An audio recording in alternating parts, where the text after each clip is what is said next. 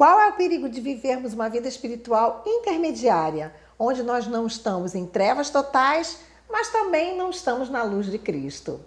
É sobre isso que vamos falar no nosso Meditando de hoje. Olá, eu sou a Rosa Terapeuta, bom dia!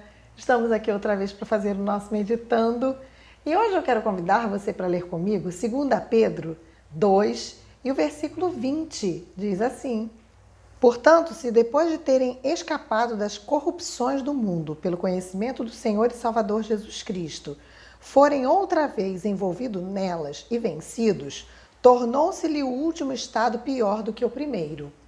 Antes da reflexão, dá seu like. Se você não é inscrito, inscreva-se no canal. Se você tem aquele versículo que quer que falemos dele aqui no Meditando, tem algum comentário, quer que coloquemos o seu nome na nossa lista de oração, ou tem aquela dúvida sobre a palavra, deixa aí nos comentários. Vamos à nossa reflexão de hoje. Esse versículo, ele diz que se nós conhecemos a Cristo, se nós aprendemos da palavra de Deus, se nós estivermos na comunhão e nós retrocedermos, o nosso último estado terá sido pior do que o primeiro. O que nós podemos aprender de lição para a nossa vida hoje? Observe que ele faz comparação entre 2 estados. O primeiro é quando você não conhecia absolutamente nada. E o segundo é quando você, mesmo conhecendo, se afasta do caminho.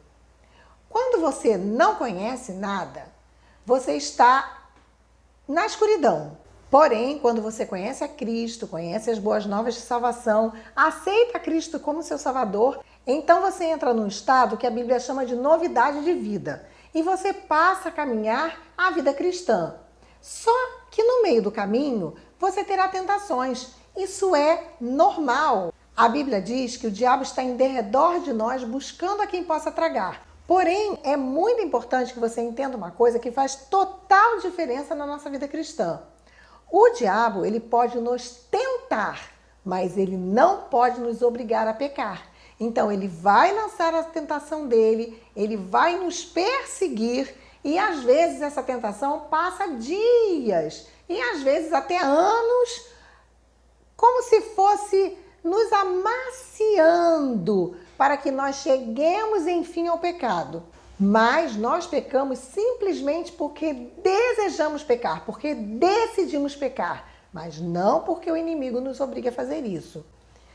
Então, ele compara aquele período que você estava nas trevas, ou seja, você não conhecia nada, aceitou a Jesus e começou a sua caminhada. E teve tentações, e teve perseguições, e teve dificuldades, o que é normal, porque a Bíblia diz que o sol nasce para justos e injustos, então a dificuldade vai ser para justos e injustos. Só que em determinado momento, você tira o foco de Cristo e aí você cai. Esse versículo diz que esse último estado é muito pior do que aquele estado inicial. E isso é muito simples de entender, porque se você estiver em um lugar totalmente escuro e alguém acender uma luz, vai acontecer que a sua vista ela vai ficar por alguns momentos perturbada, mas depois ela vai se acostumar com a claridade. Mas quando você está, por exemplo, à noite em casa, está lá na sua claridade, de repente falta luz, a sua vista leva muito tempo para acostumar, porque você fica completamente sem ver nada. Então, quando você está na escuridão, que a luz se acende, o seu olho rapidamente enxerga tudo, mas ele tem que acostumar. Porém, quando você está na claridade, que a luz se apaga, você leva muito mais tempo para se acostumar com a escuridão e então começar a ver os vultos. E aí, nós podemos ter essa comparação, que ele diz que o último estado é muito pior do que o primeiro. Mas existe uma outra nuance nisso. Quando você está em trevas, ou seja, você não conhece o Evangelho, você não conhece nada da palavra, você está vivendo dentro de uma luz que você tem, seja ela qual for. Quando você conhece o Evangelho, passa a viver com Cristo e de repente você cai, você entra num estado de mornidão. E o estado de mornidão é o pior estado que tem. Porque quando você está num lugar frio, a tendência é você buscar o aquecimento. Quando você está num lugar quente, a tendência é você buscar uma forma de se refrescar. Mas quando você está num estado de mornidão, quando você está num lugar onde a temperatura é amena, você fica naquele estado com conforto. Então, quando você conhece a palavra de Deus, está andando com Cristo e você erra e você retrocede, a tendência é que você fique num estado de mornidão. Isso faz com que você não sinta a necessidade de voltar para aquele estado de graça diante de Deus, porque você acha que está tudo bem. Você não está no mal, você não está fazendo tudo errado, você só fez algumas coisinhas erradas, você está assim, morno. Esse estado de mornidão é o pior estado que existe. E nós lemos lá em Apocalipse que Deus fala para a igreja de Laodiceia: você não é quente nem é frio, você é morno, então eu vou te vomitar da minha boca. Por quê? Essa mornidão, ela faz com que nós nos acostumemos com o evangelho mais ou menos, com uma vida devocional mais ou menos, com um cristianismo mais ou menos. E isso vai cada vez mais esfriando o nosso amor e nós não vamos percebendo que o amor está se esfriando, como aquela história do sapo. Você coloca o sapo dentro de uma panela com água fervendo, ele vai pular. Mas se você o colocar numa panela de água fria e for aquecendo a água aos poucos, você pode cozinhar o sapo e ele não vai pular, porque ele começa a ficar num estado de mornidão e ele vai se acostumando à temperatura.